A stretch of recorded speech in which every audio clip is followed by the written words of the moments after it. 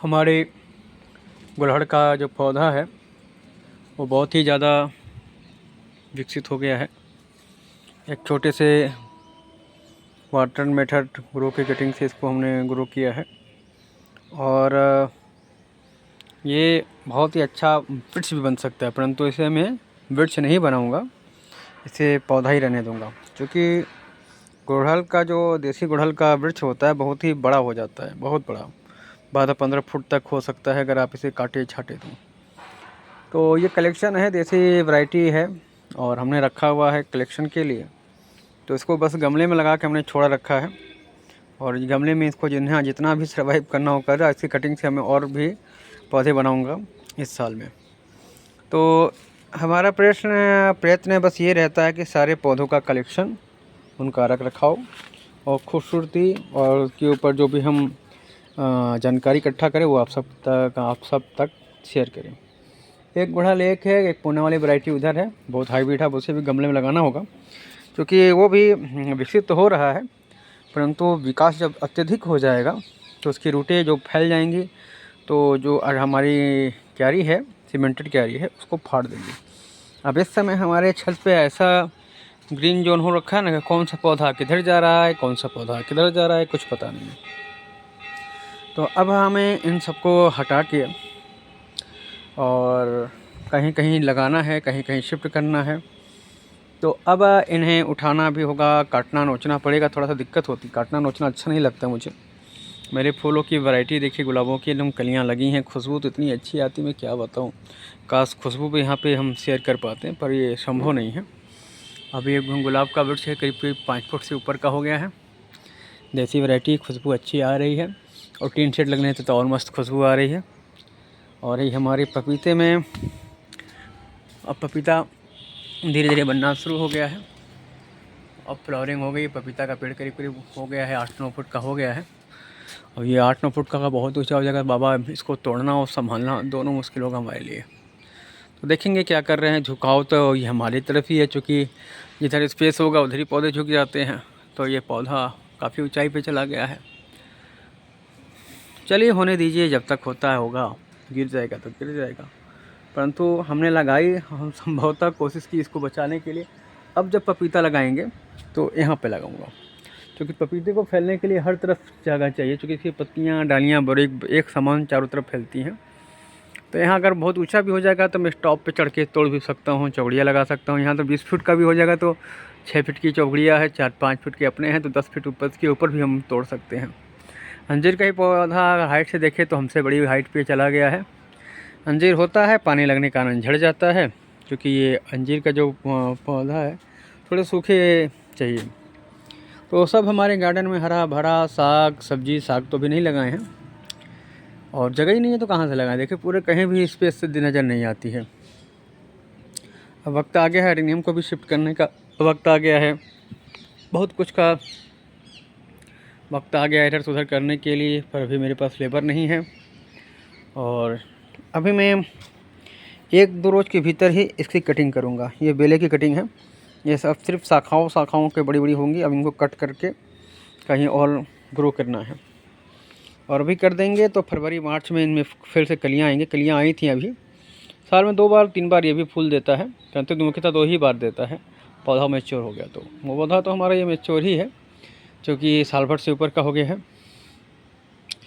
पर उसका जो पौधे का पॉट है वो थोड़ा सा, उसमें ये संजीवनी बूटी लगने से उसकी सारी एनर्जी, ये ज़मीन की सारी एनर्जी ये चूस लेता है, तो उसमें कलियाँ बहुत कम आती हैं और डालियाँ भी कम हैं। जितनी डालियाँ रहेंगी उतनी ही कलियाँ आएंगी, कलियाँ हमेशा टॉप पे आती हैं।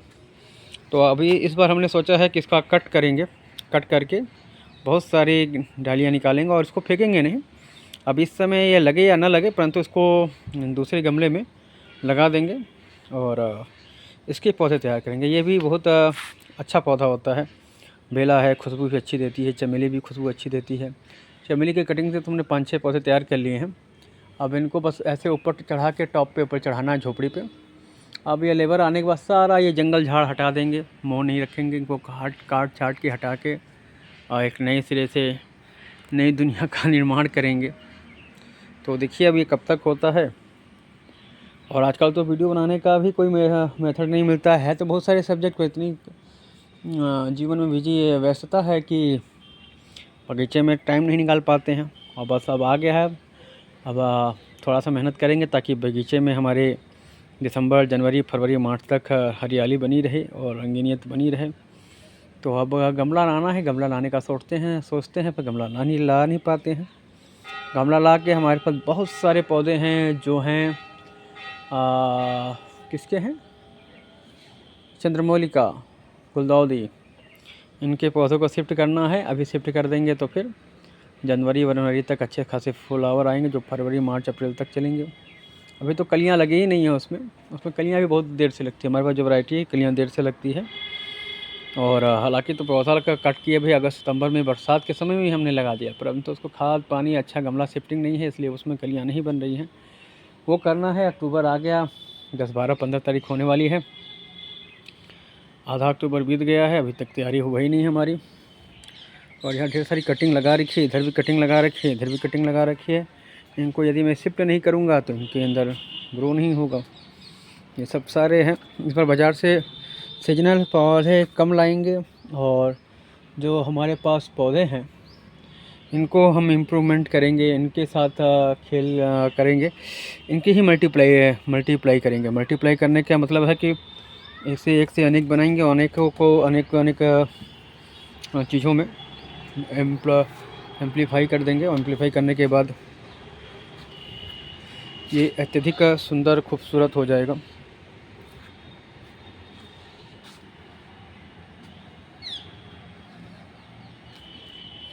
सब पौधे चल रहे हैं।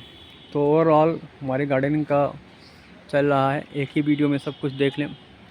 लाइव सेशन आजकल नहीं कर पा रहे हैं और जल्द ही मेरे बगीचे में बहुत सारी रंगत देखने को मिलेगी। करेला भी अच्छा खासा चल रहा है, बहुत सारा करेला तोड़ा जा रहा है। बहुत सारे करेले को हम लोग कई बार करेले की सब्ज़ी बन चुकी है। छोटा ही सा पौधा लगाया था, 2-3 पौधे, 5 पौधे लगे थे, इसमें 2 पौधे ही 3 पौधे चले, बाकी 2 पौधे मर गए। तो यूँ ही हमारे बगीचे का हाल है। हाल बहुत मस्त है, हाल को बेहाल नहीं कहूँगा। अंजीर का पौधा चल रहा है, अपने मन से एम्प्लीफाई कर रहा है, जिधर मन हो रहा है उधर विकास कर रहा है। थोड़ा और बड़ा हो जाएगा, इन्हें आपस में लपेट के मैं बांधूँगा। और चल रहा है, सब चल रहा है। यहाँ तक कि हमारी मछलियाँ भी बहुत खुशहाल हैं। मछली में पानी में करीब इसमें मैंने देखा कि इस हमारे टंकी में 2000 लीटर से ऊपर की पानी आ रही है।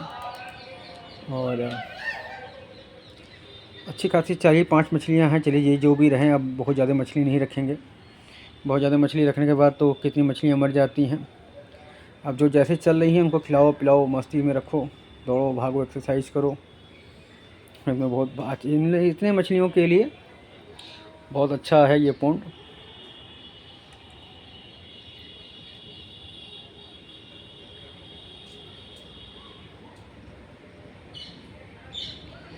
ओम नमः शिवाय, ओम नमः शिवाय,